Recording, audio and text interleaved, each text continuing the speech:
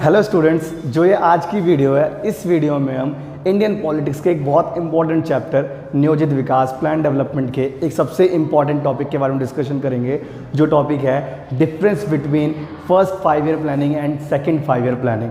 प्रथम और द्वितीय पंचवर्षीय योजनाओं में अंतर।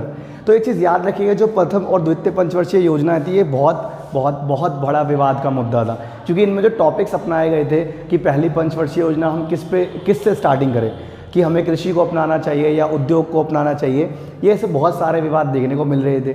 अब यहाँ पर एक चीज़ याद रखिएगा, जो प्रथम पंचवर्षीय योजना थी और द्वितीय पंचवर्षीय योजना थी, इन दोनों का मॉडल क्या है, अलग अलग है। तो इसमें बेसिकली अगर हम देखें तो दोनों की अगर समानता की बात करें तो समानता में सबसे पहली चीज़ निकल कर आती है, दोनों योजनाओं को बनाने वाला कौन है, योजना आयोग। और योजना आयोग का अध्यक्ष कौन था उस ज़माने में, पंडित जवाहरलाल नेहरू, जो उस समय के हमारे देश के प्रधानमंत्री माने गए थे। अब इसके अलावा अगर हम प्रथम पंचवर्षीय योजना की बात करते हैं, पहली पंचवर्षीय योजना देखें तो जो इसका टाइम पीरियड था ये हमारा था 1951 से 1956 तक। उसके अलावा दूसरी चीज़ कि जो इसका मॉडल था, यानी जिसके तहत इसे बनाया गया था, इसको हैरोल्ड डोमर मॉडल पर आधारित माना गया था। इसके अलावा जो प्रथम पंचवर्षीय योजना है, ये बेसिकली कृषि के विकास पर आधारित थी, बेस्ड ऑन एग्रीकल्चरल डेवलपमेंट।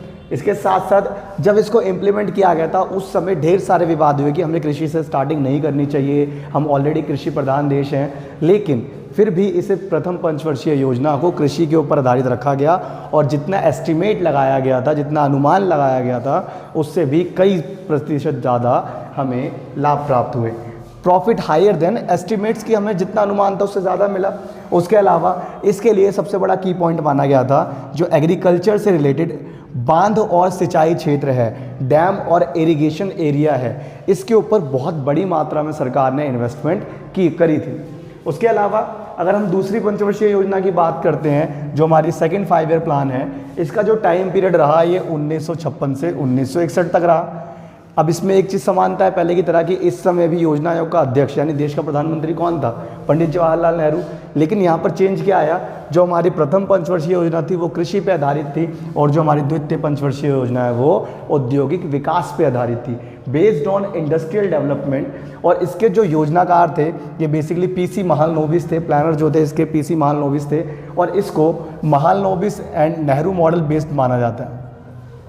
जैसे पहला वाला हैरोल्ड डोमर है, वैसे इसी प्रकार जो हमारा सेकंड वाला है ये महालनोबिस और नेहरू मॉडल पे आधारित माना जाता है। उसके अलावा यहाँ पर आर्थिक नीति के लक्ष्य के रूप में सेकंड पंचवर्षीय योजना को अपनाया गया था, adopted as the goal of economic policy. यानी जो सेकंड पंचवर्षीय योजना थी ये सिर्फ हमारे लिए पंचवर्षीय योजना नहीं है, ये हमारे लिए पूरी की पूरी एक आर्थिक नीति का भंडार थी, जिसके दम पर हम सिर्फ 5 साल नहीं 5 साल से भी आगे तक की सोच रहे थे। और इस पे सबसे ज़्यादा उम्मीदें टिकी हुई थी, क्यों? क्योंकि जो अगर द्वितीय पंचवर्षीय योजना फेल हो जाती, कोलैप्स कर जाती, तो हमारा जो आगे का इंडस्ट्रियल डेवलपमेंट है ये और ज़्यादा मुश्किल हो जाता। उसके अलावा यहाँ पर जो बड़े उद्योग थे, भारतीय उद्योग थे, उनको संरक्षित करने के लिए, उनकी चीज़ों को, वस्तुओं को प्रोत्साहित करने के लिए इन्होंने आयात शुल्क बढ़ा दिया, इंपोर्ट ड्यूटी जो थी उसे इंक्रीज़ कर दिया गया।